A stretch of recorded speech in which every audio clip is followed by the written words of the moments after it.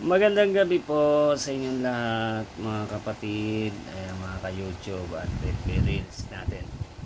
Today is Sunday, so nakauwi na tayo ng bahay. Kahit napuyat at pagod tayo, araw-araw ay nagtrabaho pa rin ako today.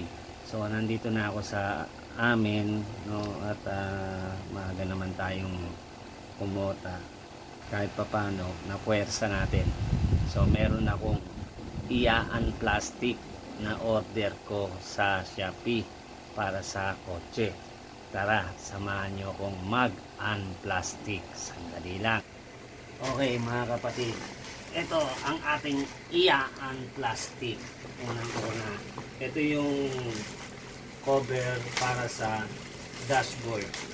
So ang purpose natin dito, para kapag kayong tirik na tirik ang araw, ay hindi uminit yung dashboard.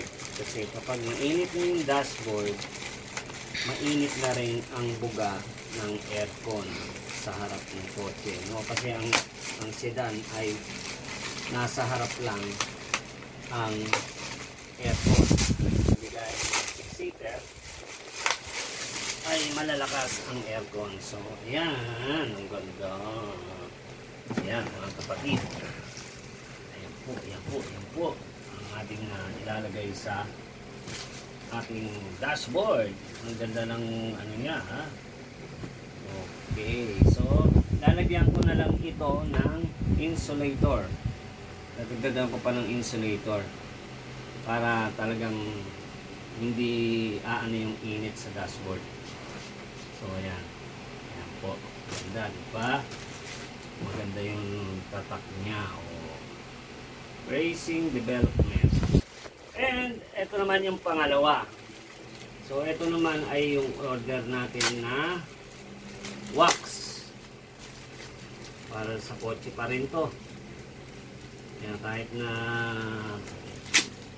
paano yung mga pangangailangan sa kotse ay sinasagot na natin. Okay, ito na ang kasama niyan, basahan. May free ng basahan. Okay. Ayan. So, itong wax na, wow, may sticker pa siya. Glossan. Kabit natin ito sa kotse. May sticker. Paano ba natin sisirain ito? Sirain na natin. Ang plastic nga, diba? Ang plastic. Tayo mag-ang plastic. Ayan. Uy! Maganda siya. Ayan. Ang ating wax. So, itong wax na to ay ano po, may acid rain na to. Remover din, no? Ayan. Premier Glossy Effect. Hydrophobic Wax.